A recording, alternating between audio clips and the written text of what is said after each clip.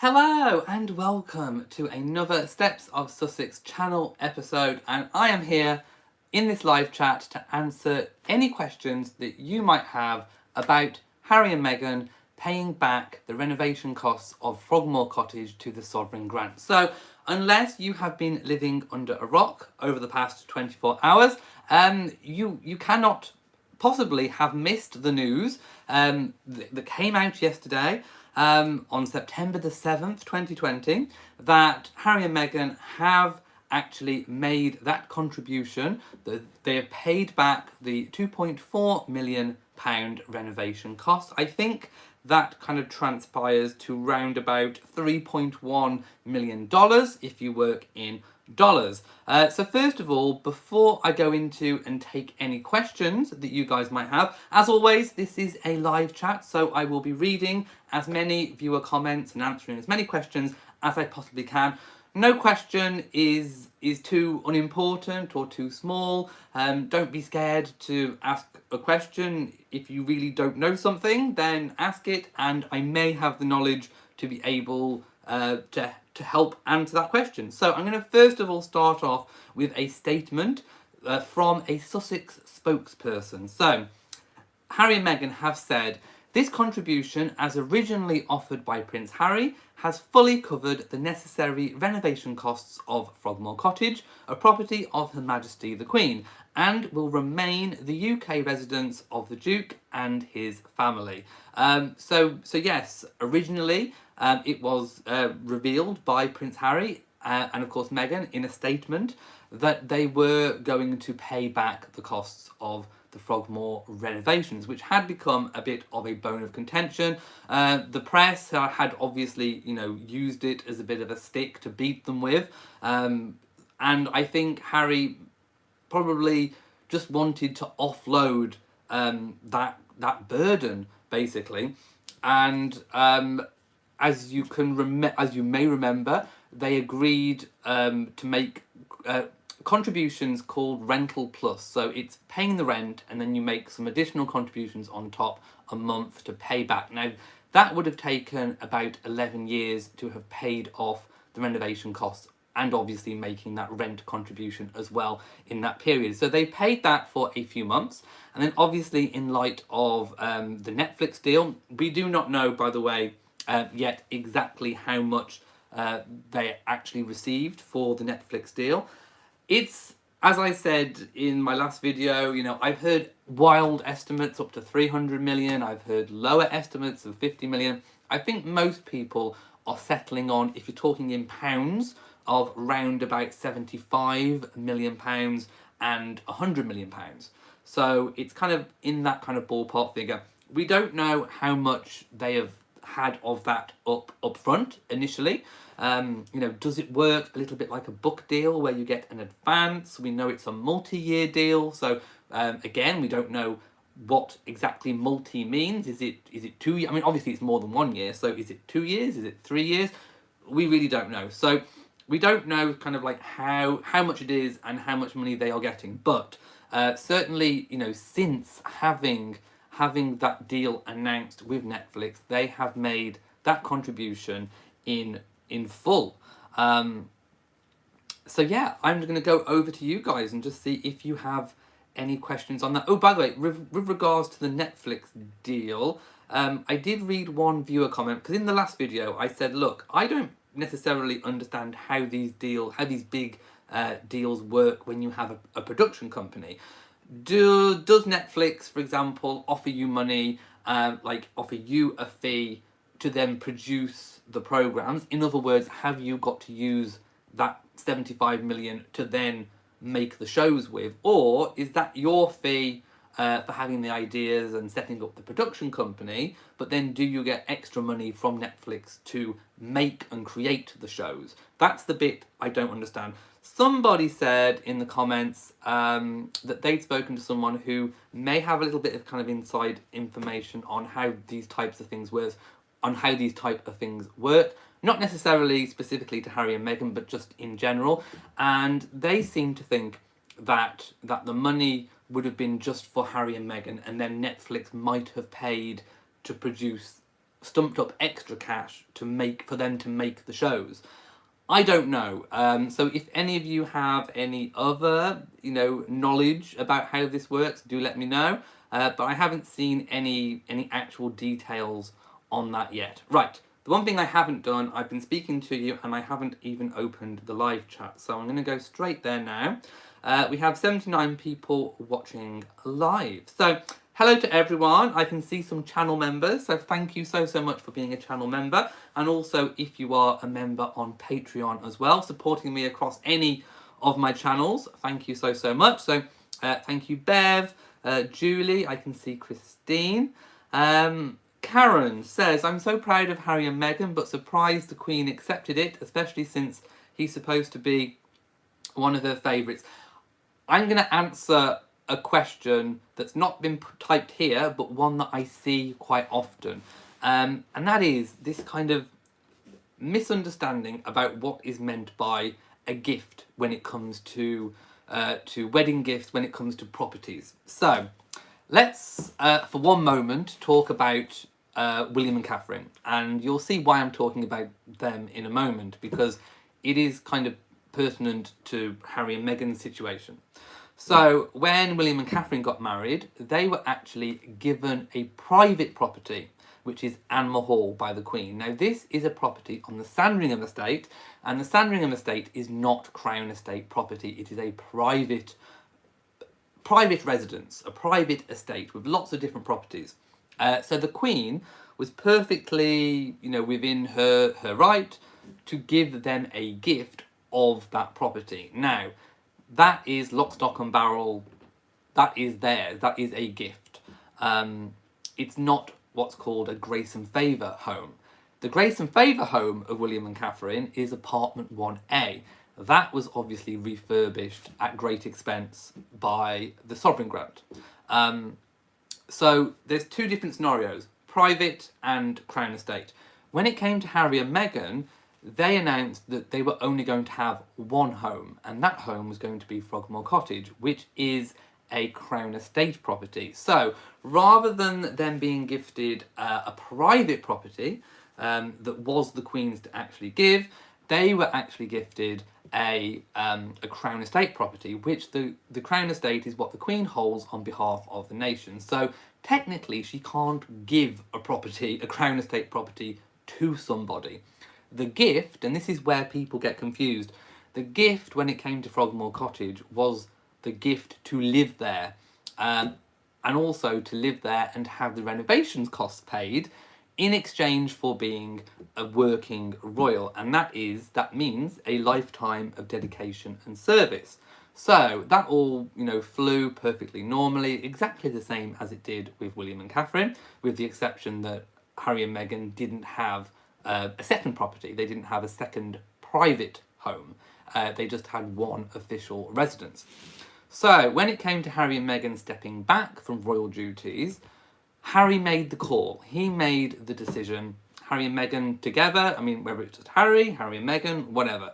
As a couple, they made the decision that they felt it was best to pay back the renovation costs. Now, at the time, it took a while to start payments on that. And like I said, we initially had the Rental Plus kind of scheme going into place. And obviously, they may have made 3-4 payments of Rental Plus, which would have taken a lot longer.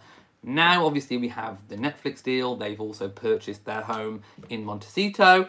They felt it was time to just pay it off. And that's why they've done. So I just thought I'd kind of try and clear up a little bit about what is meant by gift. It was the gift to live there rent-free, to live there without the refurbishment costs, in exchange for a lifetime of dedication and service. It's known as a grace and favour home. Other royals have had the same, and royals have paid back. They've bought long leases. They've paid for renovation costs themselves. In the past, there are examples of this. Also, Princess Eugenie, who lives at Ivy Cottage, not too far away from Nottingham Cottage, pays full market rent for Ivy Cottage, so she doesn't get away without paying the rent either. Was there something else I was going to say in a big hurry? It's gone. I'm going to take some more questions. Maybe it will come back to me. Duchess of St Andrews says, Elliot, that was magnificent that news broke yesterday. Oh, that's what I was thinking. Christine, you reminded me. Who will pay for the upkeep? So it's expected that Harry and Meghan will still pay rent. So they've paid, they're not done. They paid back the renovation costs, but they are going to pay rent on it. That I've seen that in many different places, that they are still going to pay rent. I did have one thought about the paying back of the renovation costs. I don't know, and we don't know at the moment, whether or not a long lease is attached to the paying back of that money. For example, Prince Edward, Prince Andrew, they all have purchased long leases. So I would be very interested to know if the paying back of that 2.4 million also included a long lease. I've not heard mention of it. This is just something that's in my head. I have a question, and I haven't found anywhere that answers my question. So I'm just putting it out there that we don't know whether that includes a long lease. And when I'm talking about long leases, I'm talking about 99 years, 100 years, 150 years.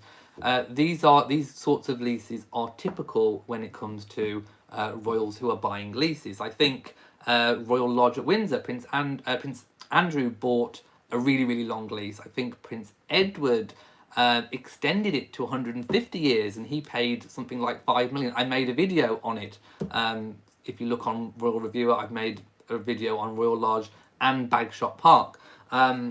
So I'm not sure whether or not at the moment. That is a question that I have. Does it include a long lease? If it's leased, that would mean that they wouldn't have to pay any more additional rent on it. Whereas if they haven't got a long lease, they've just paid the cost back, they are still going to be paying market rent, which could still come in at something like £11,000 a month.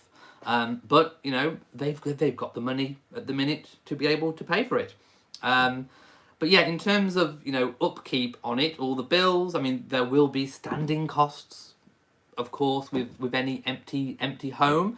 It's still got to be maintained. It's still got to be periodically cleaned, and unless you want a build-up of dust and debris and all that kind of thing. The gardens and grounds are still going to have to be maintained. There's still going to have to be a level of security there, in case people try to break in. Although, of course, the Windsor estate, Windsor Great Park, is a very, very secure area anyway, but you never know. So I imagine there will be some kind of on-site security there as well. So yes, I would like to know if there is a long lease attached to it, kind of. I think it would be a better deal for Harry and Meghan if there was a long lease. I mean, in a way, I'd kind of be hoping that there was a long lease attached to it. Duchess of St Andrews says, to get the press off his back with the payment. Yeah, I mean, there was a lot of criticism coming Harry's way, especially after news broke about the, and I use quotes, megawatt, as it was being described, megawatt Netflix deal. And of course, all these wild figures were going about. So, paying back in instalments on the Frogmore Cottage when he'd already said that he was going to pay it back. Oh, by the way, there wasn't ever a requirement to pay it back. The Queen didn't ask Harry to pay it back. Harry offered to pay it back. So regardless, I know some of you are going to have varying opinions on whether or not Harry should have offered to pay it back or not. But whatever the reasons were, and Harry will have his reasons, Harry will know exactly why he has made the decision to pay that back. But he has made that decision. He has come to that conclusion. And I think, that should be a decision that should be respected by people. That was his choice to make, and that is what he did. Milagros says, that's just the start of the financial independence of the Sussexes. And I think that is one of the main reasons of why they wanted to step back and to become financially independent. Leslie says, I wish they didn't, but it is what it is. We are where we are. the money goes back to the Duchess. No, it goes back to the Crown, back to the sovereign grant. It was paid to the sovereign grant, so it goes back into the big kind of royal pot. It could be used to renovate other properties. Oh, also, well, whilst things are going to keep jogging my memory, I keep reading things from all over the place. Another misconception, rather not misconception, I should say, a judgment. People are making judgments on what the purpose of Frogmore Cottage was going to be prior to Harry and Meghan deciding that that was going to be the property that they were going to live in. So I've heard lots of talk and seen lots of things online about there being a list, about this list of properties that need to be refurbished within the Crown Estate. And yes, there is an exhaustive long list of many, many, many, many, many properties that need to be upgraded, refurbished, a new roof, insulation, new windows, whatever it might be. There is a massive list, including the refurbishments of Buckingham Palace, which are costing over 300 million over 10 years. There is a big, big, big, big list. What people have kind of been a little bit, I don't know, people have got the wrong end of the stick about, shall I say, is that people think that just because Frogmore Cottage was on a list, that it was earmarked to be renovated to a high standard as one individual home. It wasn't. There was no plans as to what it should be. It was just on a list of, this is a property that needs upgrading. It was split into 5 staff cottages.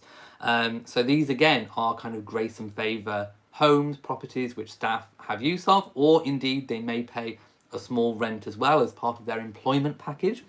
So it was split into 5 units. It was originally built by Queen Charlotte. So Queen Charlotte wanted a retreat. So she had this retreat built at Frogmore. So it was originally one cottage, Queen Charlotte's country retreat. Because of course everything was a little bit different back in those days. And of course it was known as Frogmore. So at some point it was split into 5 staff cottages. Now, the renovations works that had been earmarked for it, they weren't given a time schedule. It didn't necessarily have to be done at the same time as it was when Harry and Meghan purposed it as their one and only family home. Also, there was no plans to make it into one property. It could have been renovated and upgraded, still keeping it as 5 individual units for staff. So there is a bit of a misconception out there that it was always ever going to be renovated into one home at that spec. And don't forget, there is a lot of spec that went in there. Although it was still on a budget, there was still a lot of spec going in there that was tailored towards what Harry and Meghan wanted. Of course, there was a budget, and anything over the budget, Harry and Meghan did pay, and at the time, and of course, any fixtures and fittings they paid for as well. So I just thought I'd kind of clear up a little bit about this list, because there's lots going around about this list, and I don't think people necessarily understood exactly what the truth behind that list was.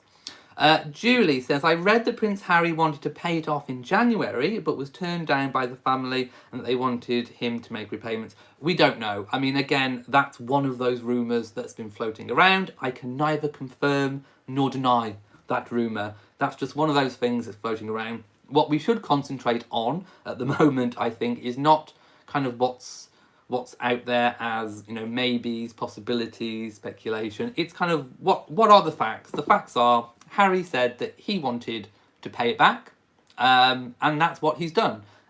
He initially was going down the Rental Plus mark. He's got with Meghan, of course, he's got a new Netflix deal, possibly had some kind of advance payment on that, and he's actually decided to just pay it off in one go. Those are the facts that I think we should stick to. Go Getter says, beautiful shirt and the colour fits your complexion. Thank you. And it also matches my pillows. It matches my cushions. Apparently it's Taco Tuesday. Sounds yummy. Just Call Me Dina says, it seems like Harry is very much angry with the institution that we will never know. I mean, I can neither confirm nor deny that one. I'm not inside Harry's head.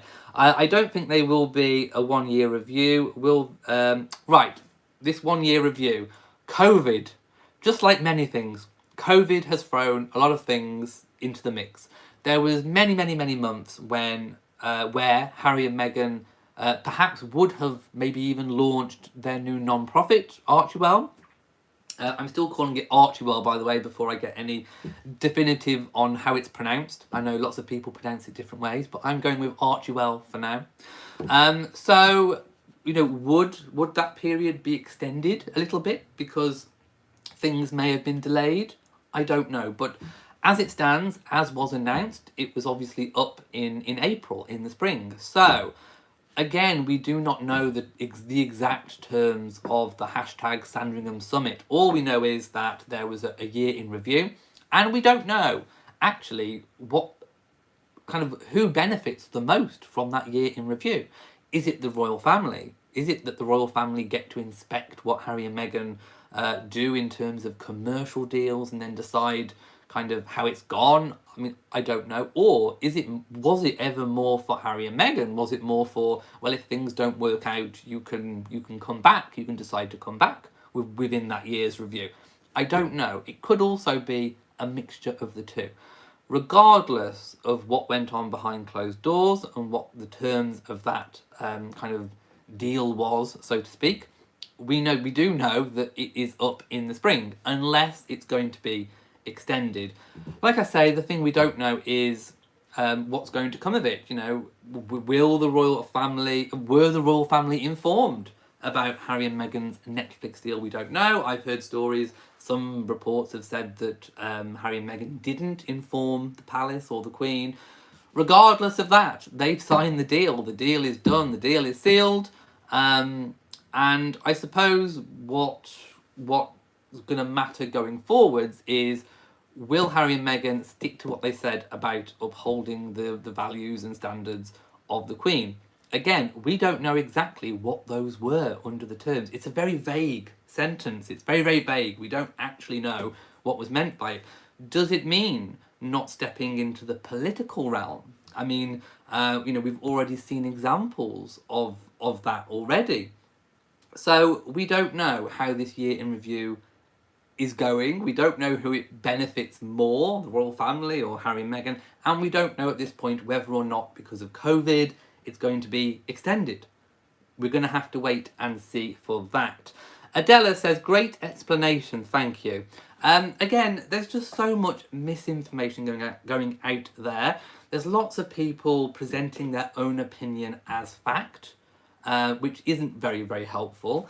And there's quite a bit of gaslighting going on as well within the different royal communities. So that's why I'm making this video. That's why I waited a whole day to make this video, and it was very difficult to wait because obviously this is big news. But I wanted to see if there was any more information that was coming out that I could obviously help to try and explain. At the moment, there hasn't really been anything else come out, either about Netflix or about the paying back of Frogmore. But also, I wanted to give people a chance to digest it, myself included. And also, if there are any common questions that people want me to answer, I am here to help and I'm here to answer. Right, I'm going to try and scoot down a little bit to see what people are saying. Christine says, I'm sure they will stay there if they return to the UK for whatever reason. Well, Harry and Meghan said they wanted a UK base. Harry himself said that if it hadn't been for COVID, he would already have been back. It's unclear whether Meghan would have come with Archie or not, but Harry has said, the facts are that Harry has said that if it hadn't been for COVID, he would have been back by now. So I think, COVID's thrown a lot of things up in the air, maybe plans that would have happened, obviously haven't. We've seen, for example, the Invictus Games, there's been things cancelled because concerts can't go ahead and all the rest of it. Harry's also decided to take legal action, further legal action, against, I think it was the Sunday Times, who misreported on the reasons why. So that's all going on. But yes, I think it's important they do have a UK base. But again, Harry and Meghan know how much time Harry and Meghan intend to spend in the UK. So you've got to work out, is it worth, paying that money? Is it worth paying rent on something if you're not going to be there that much? Harry and Meghan know in their own heads what the answer to that is, and they have made the decision that yes, it is still viable to have a UK residence, and that is exactly what they have done. So, again, that's one of those things we have to wait for to see in the future how much time they do come. But we definitely know Harry, well, we think we know Harry will be back for Princess Diana's statue unveiling on July the 1st next year. Joan says, what are the qualifications for being a royal expert? I see, we'll get to that in a moment. I see all these people on the British Family TV that are supposed to be experts. There is no qualification to be a royal expert. The last time I checked, you could not get a degree in royal studies. If there is, I want to take it. But no, maybe I should lead it. I don't know. But no, there is no official qualification. All it is journalism. These are people who are journalists, who pit themselves as being royal experts, or it's just people who have just got a real interest and a lifelong, understanding and research, or people that have written books and done lots of research. But no, there is no official qualification to be a royal expert. Lauren says, I personally think that they will permanently leave in the spring. I wish them luck. Again, that is another train of thought. Lauren says, what will you be doing in the spring? If you don't mind me asking, I mean, if they leave, will you be reporting on them? Yeah, I mean, this is Steps of Sussex, and whatever steps they make, I am more than happy to report on, trying to keep it as factual as I possibly can, trying to explore, all the different options where the water might be a little bit muddied, trying to help everyone through and negotiate what's going on. And of course, there will be lots of upcoming things to talk about. I mean, again, whether or not I do it on this channel, other channels, I don't know, but I will definitely, obviously, still be talking. As far as the Sussexes are taking steps, then I will be able to be talking about them. Maddie says, that's why I'm happy for Harry and Meghan. They can start doing things on their own terms. Pray for the best of them. One other point, and again, you've jogged my memory on this. Lots of people are talking about, will the press stop talking about Harry and Meghan? Will they stop doing it? And I think everyone knows the answer to that, and whether or not people might be avoiding, I think, the cold hard truth about this. Harry and Meghan make the press a lot of money. Also, I think the press enjoy winding Harry and Meghan up. So, do I think that the press will stop talking about Harry and Meghan, stop with all these stories? No, I don't. I don't think they will. And I think if anybody thinks they are going to, just because he's paid back the 2.4 million, I don't think they will stop doing it. They may have lost the justification for saying, because it's taxpayers' money and blaming it on, taxpayer this, taxpayer that. They may have lost the hand on doing that. But in terms of talking about Harry and Meghan, making up the stories, they aren't going to stop. If anybody thinks they're going to give up, their golden goose, their golden cash cow, that's not going to happen. So no, I don't think they will stop doing it. If they do, I will eat my jumper. That is how confident I am that they won't stop. I will eat it. It will be gone. And you can hold me to that. But no, I don't think the press are going to be silent on it, on Harry and Meghan. There was one other thing I was going to say about it, but it's totally slipped my head. Oh yes, another reason I think now that Harry and Meghan have kind of paid back the taxpayer, I think what the press angle the press will go at will be that Harry has got this platform from being a member of the royal family, that technically he is still a HRH, and I think they will still try and criticise him for using royal connections to commercialise himself. I also think that they will be picking apart whether or not they think that he's being too, and Meghan, whether or not they think they're going to be too political, or whether or not that puts them as HRHs in an awkward position with being, political. When we go back to Meghan, when she made that video chat talking about voting. Now, voting is very important. It's really, really important. Everybody should go out and vote. If you live in a democratic society, you have the right to vote. You should exercise that right to vote. It's very important. And there are certain sections of our society that are underrepresented, that don't vote enough. Women, minority groups. These are all, demographics that generally, don't vote as much, and they should. So Meghan, obviously was trying to get people to vote. The criticisms came because there were connections with one particular political side. I'm not going to go into it, but there were, it was a platform where there were, political connections, shall we say. And of course we all know, we think we know Meghan's political leanings from things that she said and took part in before becoming a member of the royal family, before she even met Harry. And then, of course, there was the calling for change, which could obviously be taken as, maybe a change of government, that kind of thing. So there's already examples of perhaps moving into a more political way of, voicing your opinion, which is all well and good. The Queen herself has implored people to vote and to exercise their democratic right, but remains apolitical about it. Like I say, the issues start to come when you are perceived to be favouring one particular political side. So there is a danger here.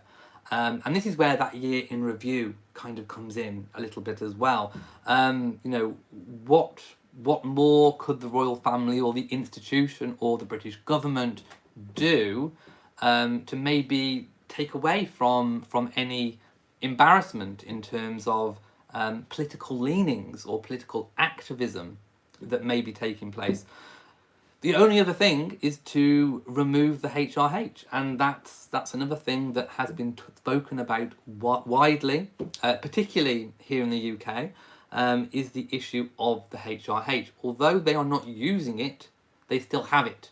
And if they are seen to be being political and not apolitical, then that could be an issue further down the line. That is just something that is out there. Raynette says, thank you for being so impartial and dealing with the facts. I try my best. It may not be what people want to hear sometimes. Sometimes people just want to hear what they want to hear.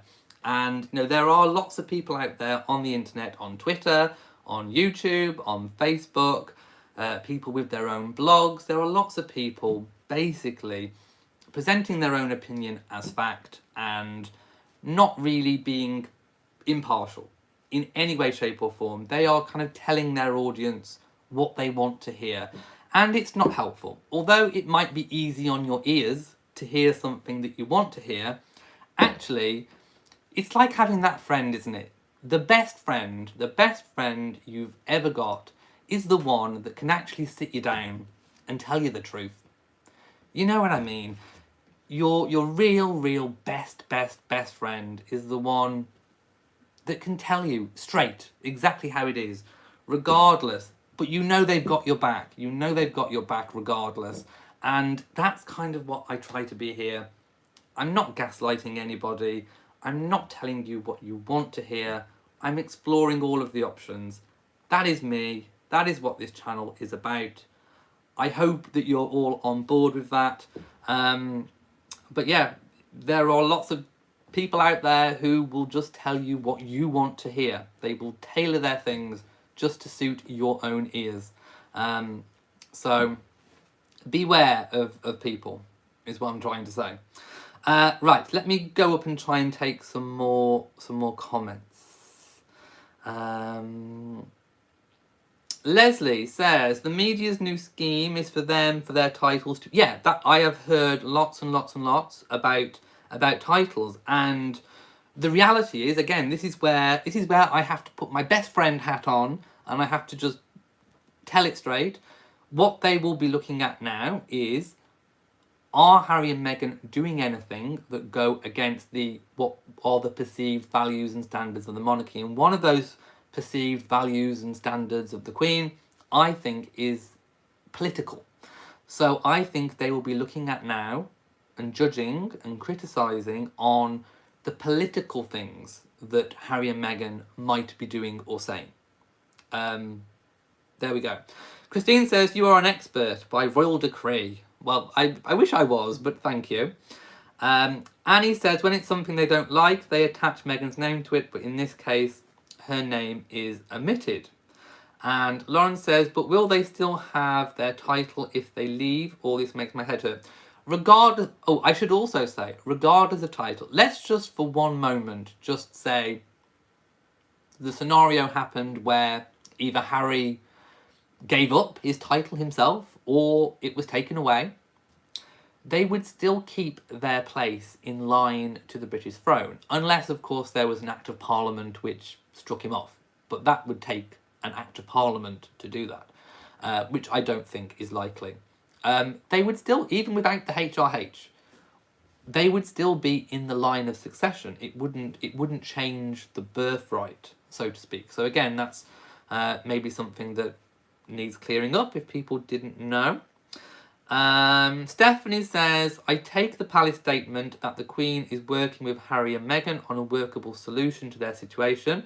The Queen said in her statement that they are still a valued member of her family. So let's not forget that.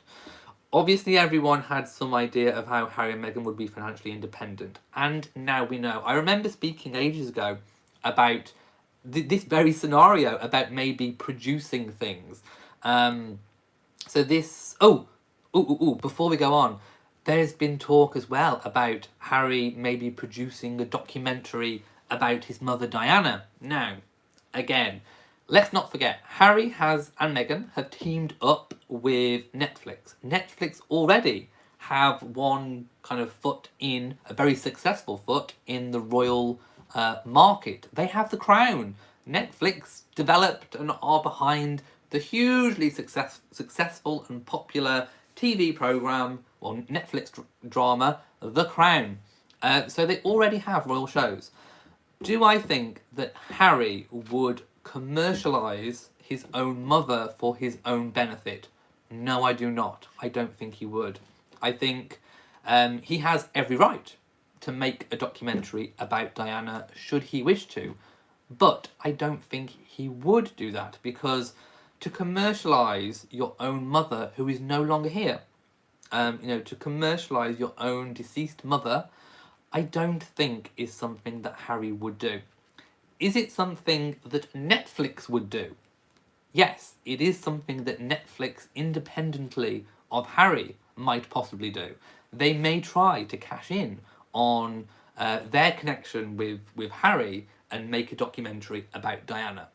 And again, that's where the press are going to have a criticism saying that, Harry's teamed up with Netflix, who already have made millions out of their drama, the Crown. So, is there a conflict of interest? You can see where it's going to go. So, personally, do I think Harry's going to make a documentary about his mother? No, I don't. Certainly not for his own commercial gain. It didn't work when Prince Edward started to produce things about members of the royal family, of his own family. It didn't work. It led to disaster. So no, I don't think that he will do that. Bev says, please clarify, I will try, and confirm that they will retain their titles. At the moment, they are retaining their titles. There has been no change. It is just press talk about the titles. But what I'm trying to warn you about, obviously, is how I think this is going to continue. And I think it will continue. I think the press are going to carry on talking about titles. They're going to use whatever Harry and Meghan say, you know, in terms of something that might be slightly political, and they are going to try and justify the titles being taken away. I'm warning you. Best friend hat on. Sharona says, love finding freedom. Do you think Harry and Meghan and Archie will come over for Christmas? That's hard to say. I mean, I'm sure that they will have been invited. Whether or not they do, again, is another matter entirely for them. Nancy says, are the pillows velvet? No, they're kind of like velour, like a velour, but not velvet. Amanda says the media will move from complaining about taxpayers and then complain about their titles. If Harry and Meghan ditch their titles next, then what will the media cry about next? So give up your souls. I think they'll just carry on. I don't think Harry and Meghan will ever be free of it, if I'm quite honest. I think, realistically, even if Harry and Meghan didn't have the titles, I still think the press would say, well, you know, you've still got your global platform from being a royal. That you're only able to do what you're doing now because you were a royal.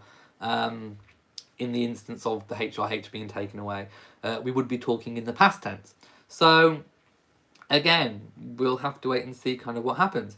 Lauren says, personally, I have no issue with them having a view on politics. Prince Charles writes letters a lot. He does write letters. Prince Charles is famous for his spider letters, and some of them were published. However, some of these spider letters he did in connection with the Duchy of Cornwall, which of course gives him certain controls over the area where the duchy covers. So a lot of those spider letters where he was being very political, but were something that he actually had, you know, some kind of say and control in and over. So that's kind of explaining that one a little bit. Right, I've spoken about titles. Lauren says, as a woman, you will be pleased to hear I vote. Yeah, I mean, I totally agree with what Meghan was saying. Everybody should vote. I will echo Meghan's sentiments. Go out and vote. I mean, if you're in the USA, you have a very, very important election coming up, and you should have your say.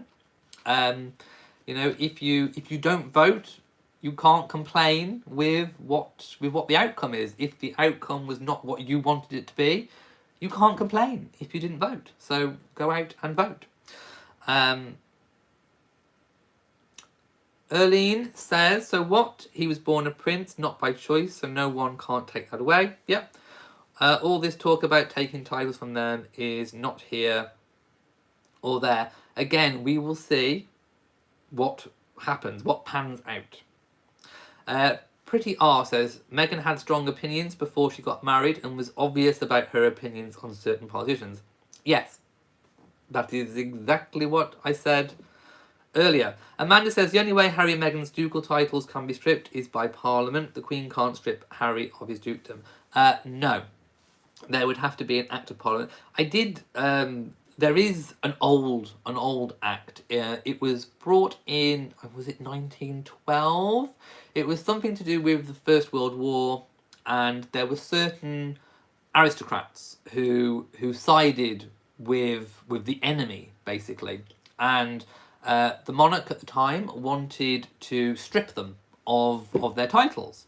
Obviously, they were seen as being traitors. So there was an Act of Parliament brought in, which meant that, and if I remember reading it correctly, it had to go to Parliament. There was a whole list of names. It had to sit in Parliament for 40 days. If there was no contesting of it, then they were stripped of their titles and styles and honours relating to the UK. That law, that act, is still in, even though it was from 1912. However, Harry and Meghan cannot, I think, be accused of being a war traitor. So if if that was to happen, I think they would have to come up with something different to be able to do that. However, with the 1912 Act relating to kind of, war traitors, if the title was revoked for the person who committed that treasonous crime, their offspring, their children, their heir, could actually, when they became of age, they could actually apply to get that title back. So if they ever went down the same kind of route, then it could be that Archie could apply to get it back. I'm going by the 1912 Act, but that is a very old one, a very outdated, and definitely doesn't fit Harry and Meghan in any way, shape, or form. Right, I'm going to go down again. Ooh, Kaneta says, I will vote how I feel. I always tell people, if you register to vote and you don't vote, don't complain. Yes. Absolutely, 100%. That is exactly what I said. Right, I'm going to kind of go and see a few more comments before I head off. Mason says, Harry and William already participated in a documentary on their mother and said that would be the last they spoke. Yeah, and, collaborating with your brother on a documentary that isn't commercially benefiting yourself is absolutely fine. And yes, they did say that would be the last time. But obviously, they're working together on the new Diana statue, which has been announced, is going to be debuted on July the 1st of next year. Harry expected to be back. Kaneta says that would be a low blow to Princess Diana's memory to use her for monetary gain. I agree, it would be in incredibly bad taste, and I don't think that Harry would do it. What is this about Netflix being a musical? I haven't heard the musical thing. My goodness, is there something else? Oh, okay. I'll have to look up something to do with a musical. Andrea says, I just watched the series that Prince Edward made, Crown and Country. It was great. I learned a lot about the British history because they didn't come close to that in my college classes in the US. There is a lot to learn about British history. There is a lot of British history. Stephanie says, I love Prince Edward's production of Crown and Country. Lots of people, it seems to be a popular thing. I didn't know that was so popular. Mimi Mason says the UK papers knew nothing about Netflix, so how do they know what the content is? Well, there you go. You've answered your own statement. Bev says I don't see Harry commercialising or exploiting his mother. Me too, completely. Just Call Me Dina says, why is Piers Morgan so obsessed with the Sussexes? Is it jealousy or what? Tweet him. No, Piers has spoken extensively on Harry and Meghan and still continues to do so. So I will let you make up your own minds. Mark says, I think this is the best situation for all. William and Catherine can focus on the monarchy and Harry and Meghan can focus on their independent goals. This has all been planned out with everyone involved. Again, we do not know all the discussions, any of the discussions that went on behind the scenes. All we know is we are where we are. Right, I'm going to kind of go down a little bit. I'm going to go down. Mimi says, wouldn't you talk to the tabloids to use that against you to keep you talking to them? They also use gossip to get you to gossip. Yeah, I mean, lots of people, again, another thing I've seen lots of comments about is, of course, Harry and Meghan now are able, obviously now that they control their own press releases, they are able, and spokespeople, they are able to speak out about any inaccurate stories that they think they want to correct. Also, they have been taking legal action against any stories which they think falsely represent the truth. Again, in normal, typical royal circles, that's not the normal case of action that's taken. Occasionally, you will get a rebuttal of a story. Sometimes there are red lines that are crossed that do get legal action taken or statements released. But generally speaking, the royals prefer to not comment on every single inaccurate or false story or lie about them, because they believe that to do so encourages more and more of these fake stories, or inaccurate stories or sensational stories, just so that they can get a reaction from who they're poking. It's like poking the bear, and then getting a reaction and then feeding from it. So this kind of situation, this stance the royal family typically take, has come under a lot of criticism. Lots of people have different feelings about whether they think it's effective or not. Obviously, Harry and Meghan have taken the position that they are going to not follow that, and they are going to correct stories when they think that they're wrong, that they are going to put out, what their own, truths, if you like, and they are going to, take legal action against people that purposely print or say or do anything that's purposefully not telling the truth, or putting out there, something that's false. And we have seen that. And again, there is the danger that the more you do that, the more they poke the bear, so to speak. And again, this is an untried, we are in uncharted waters as to how effective this is going to be. In celebrity circles, in typical celebrity circles, particularly outside of the UK. I mean, in the UK, we don't necessarily have a particular suing culture. I think I've spoke about this before. It's not necessarily common for people to, sue for this and sue for that. So it's something that here in the UK we're not kind of used to. I know in other cultures, especially in the States, it's commonplace. It's more commonly what happens. So people over in the States are used to it a lot more, and other areas of the world are used to it, as opposed to what we are in the UK. So it's a little bit alien to us to be doing that. However, as a royal, not as a celebrity, but as still a royal who is still technically a HRH, we will see how that goes. I will reserve judgment on that strategy. We will see what happens. Yvette says, then correct the mistruths in Finding Freedom. I admit I haven't read it all the way through yet. I went to London. I got up to chapter 5 on the train, and then I've kind of been really busy editing all the London vlogs and all that kind of thing, and also taking a little bit of a mini break as well. I did speak about that I had taken a bit of a mini break. So I haven't actually read all of it. So unfortunately, my installments of my review of Finding Freedom may have to wait a little bit longer. Sharona says, by the way, Archwell is spoken Arkwell, the way you have called Archewell. Where have you heard that from? I mean, obviously I've chosen to speak, but have you actually heard somebody call it that? Let's have a look. Amanda says, if Meghan and Harry correct the lies about Finding Freedom, then they should correct all the many books written about them. Yeah, I mean, again, there was, reports, stories, criticisms saying, the fact that Harry and Meghan haven't corrected the Finding Freedom, that means that they were behind it. It's also important to remember that they didn't correct any of the other books as well. They didn't correct, for example, the Lady C book or many of the other books. So they haven't really commented on any books, really.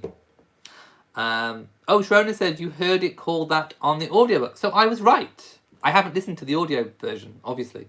So then, Archewell.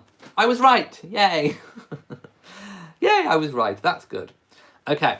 Tammy says, can you share what you think a trip back to the UK might look like, engagements, etc., since they have kept Frogmore Cottage?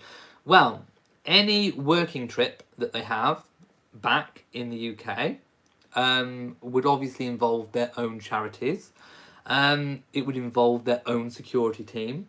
Well, it depends what the arrangements were. If the arrangements were that they pay for their own security outside, when they're outside of the UK, the deal could have included because don't forget, the police protection is paid for by the government. That has nothing to do with the royal family. They don't control who gets the royal protection. That is all controlled by the police, by the government, who controls the police.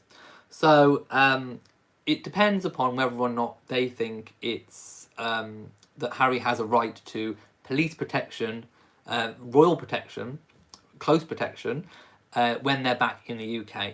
If they deemed it necessary, then they would. If not, then Harry and Meghan would likely have to fund their own protection, as they do now. And they would attend engagements, I imagine, in the typical way that they have been used to. However, another difference would be that they would only invite members of the press who they want to invite, which is what they wanted to do, what they said they wanted to actually do. Knetta says, I have the audio version of Finding Freedom, but after 5 minutes listening to Omid Scobie, you're falling asleep. I haven't listened to it, so I can't possibly comment. Sonia says, how many royals have sued tabloids? Off the top of my head, I could not tell you, but I imagine at some point, maybe, all of them have taken legal action against something, or made a legal request for a correction at some point. But in terms of actually taking a tabloid to court, I can't remember. I don't think I know of any. So in the same way that Harry and Meghan have done, I think they may be the only ones that have done that. There's nothing that's springing to mind. Vivian says, I believe they are going to correct any lies that has to be with Archie, patronages or charities, and they are involved in, that are close to their heart. Yes, it seems that is exactly what they are doing. Stephanie says, clearly remaining silent didn't work for 4 years. UK media never stopped bashing and lying about them when they were silent. Again, I go back to the point that if they had gone back with an answer for every story that came out, would it have been worse?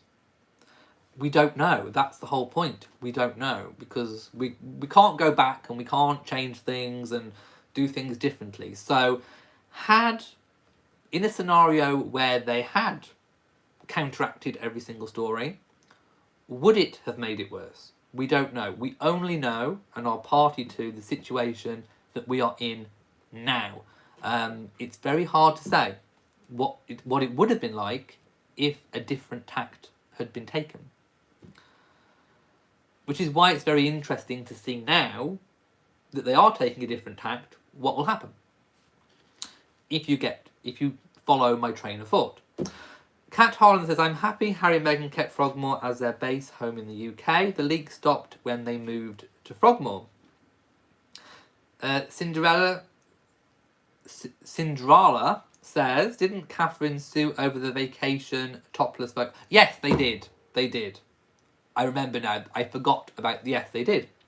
Because they took topless photos with a long lens while they were in France. But it wasn't a UK publication that published it. It was... I think it was a French or German. Not Corona, just a cough.